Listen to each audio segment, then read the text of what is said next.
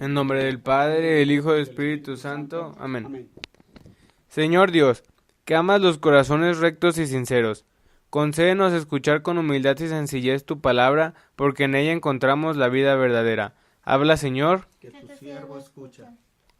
El día de hoy vamos a continuar leyendo y reflexionando el Evangelio de San Marcos, capítulo 3, versículos del 1 al 6. Entró de nuevo en la sinagoga, y había allí un hombre que tenía la mano paralizada. Estaban al acecho a ver si le curaba en sábado para poder acusarle. Dice al hombre que tenía la mano seca: levántate ahí en medio. Y les dice: ¿es lícito en sábado hacer el bien en vez del mal, salvar una vida en vez de destruirla? Pero ellos callaban. Entonces, mirándolos con ira, apenado por la dureza de su corazón, dice al hombre: extiende la mano. Él la extendió y quedó restablecida su mano. En cuanto salieron los fariseos, se confabularon con los herodianos contra él para ver cómo eliminarlo. Esta es palabra del Señor. Honor y gloria a ti, Señor Jesús. El Evangelio que hoy meditamos es el último de los primeros 5 conflictos que Marcos plantea en su Evangelio. Más adelante habrá otros 5 de los que ya hablaremos. Los 4 conflictos anteriores fueron provocados por los adversarios de Jesús. En cambio, este último es provocado por Jesús mismo y revela la gravedad del conflicto entre él y las autoridades religiosas de su tiempo. Es un conflicto de vida y muerte. Es importante resaltar la categoría de los adversarios que aparecen en este conflicto. Se trata de fariseos y herodianos, es decir, de autoridades religiosas y políticas. Ya hemos hablado de los fariseos, que eran conocidos líderes religiosos del judaísmo de esa época. Pero, ¿quiénes eran los herodianos? Ellos eran del círculo de poder del tetrarca Herodes, los cuales, por el odio de su señor hacia Juan el Bautista, porque anunciaba al Salvador, ahora perseguían a Jesús con insidias y con el mismo odio. Además, en este pasaje, San Marcos nos deja ver el interior de Jesús, lo que siente ante un corazón que no se deja tocar por él. Jesús vuelve a entrar a la sinagoga de Cafarnaúm en día de sábado. Tenía la costumbre de participar en las celebraciones del pueblo, pero en esta ocasión había allí un hombre con una mano atrofiada. Recordemos que en la mentalidad de aquel tiempo la enfermedad era consecuencia del pecado, por lo que un hombre con la mano paralizada no solo era un incapacitado físicamente, sino que era considerado un pecador y por tanto impuro, y aunque estuviera presente en la comunidad, era despreciado por lo que debía mantenerse alejado del resto. Ante este panorama, los adversarios de Jesús observan para ver si lo curaba en sábado y poder acusarlo. Incluso los fariseos decían que curar a un enfermo en sábado era lo mismo que trabajar, por eso enseñaban que estaba prohibido curar en día sábado. El Evangelio deja claro que la verdadera preocupación de los fariseos y de los herodianos no era el celo por cumplir la ley, sino la voluntad de acusar y de eliminar a Jesús. Aunque estaba permitido atender en sábado a un enfermo si éste estaba en peligro de muerte, a los que estaban ahí les parecía que ese hombre podía esperar otro día para su curación. No le veían la urgencia. Pero para Jesús no era así. Él siempre tiene prisa por restaurar al ser humano, por devolverle su dignidad. Entonces Jesús pide 2 cosas al hombre de la mano paralizada: levántate y ponte aquí en medio. La palabra levántate es la misma que las comunidades del tiempo de Marcos usaban para decir resucitar. El discapacitado debe resucitar, levantarse, ponerse en medio y ocupar su lugar en el centro de la comunidad. Jesús le pide que ocupe el centro de la escena. Cuando Jesús le mandó que se levantase de su sitio y se pusiera en medio de todos, el enfermo se encontró en el centro mismo del escenario de una tremenda batalla espiritual. ¿Por qué le mandó Jesús que se pusiera en medio de todos? Tal vez quería despertar la compasión de los presentes hacia el enfermo, al ver de cerca su desgracia, o quizá fue para probar la fe y obediencia de aquel hombre, o muy probablemente porque Jesús quería que todo el mundo viera que él no estaba dispuesto a aceptar las interpretaciones que los líderes judíos hacían de la ley, ni la imagen que con ella proyectaban de Dios. Y así, en medio de las miradas enemigas de los judíos, el enfermo fue sanado por su fe y obediencia a Jesús. En este punto, San Beda hace una bella interpretación mística al señalar que este hombre, que tenía la mano seca, representa al género humano y fecundo para el bien, pero curado por la misericordia de Dios. Su diestra se había secado por el pecado de nuestro primer padre, cuando cogió el fruto del árbol prohibido, y fue curado por la gracia del Redentor, cuando sus manos inocentes fueron clavadas en la cruz. Y con razón se presentaba seca la mano en la sinagoga, porque donde es mayor el don de ciencia, es más grave el peligro de una falta injustificable. Entonces Jesús, sabiendo lo que están pensando los fariseos y los herodianos, lanza la pregunta: ¿es lícito en sábado hacer el bien en vez del mal, salvar una vida en vez de destruirla? Podía haber preguntado: ¿en día sábado está permitido curar? ¿Sí o no? Y todos hubiesen respondido: no está permitido. Pero Jesús cambia la pregunta. Para él, en aquel caso concreto, curar era lo mismo que hacer el bien o salvar una vida, y no curar era lo mismo que hacer el mal o matar una vida. Jesús plantea implícitamente que no hacer un bien es hacer un mal. Si no se hace el bien, se hace el mal. Si no se salva una vida, se le destruye. Los cuestiona para invitarlos a reflexionar, a darse cuenta de que en su afán legalista, en su deseo por cumplir la ley, están pasando por alto lo más importante: amar y ayudar a un ser humano necesitado. Con su pregunta, Jesús pone el dedo en la llaga, denuncia la prohibición de curar en día sábado como un sistema de muerte. Ante esta sabia pregunta, los adversarios se quedaron sin respuesta, estaban cerrados, no quieren reflexionar, desperdician la oportunidad. Por la manera de plantear la pregunta, el Señor les estaba obligando a escoger entre dos opciones: hacer bien o hacer mal, salvar la vida o quitarla.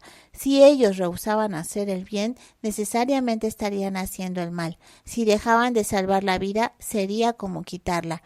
El Señor quería subrayar que el sábado, como día dedicado al culto de Dios, no podía considerarse como un día en que la persona podía rehuir los deberes del amor al prójimo. Jesús tenía la oportunidad de sanar a ese hombre y no le iba a decir: regresa otro día. Eso habría sido inmoral.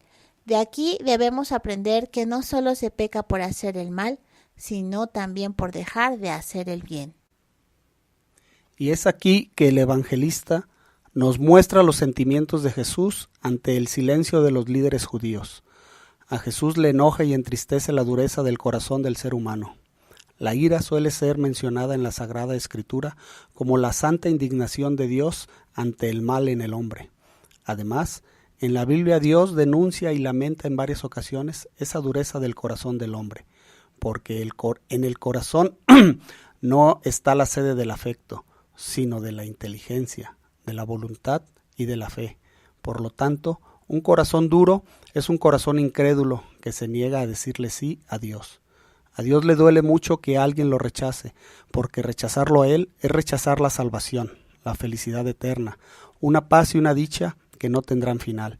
A Jesús le enoja y entristece quienes se empeñan en oponerse a Él, que es el camino, la verdad y la vida, porque se encaminan hacia su propia condenación.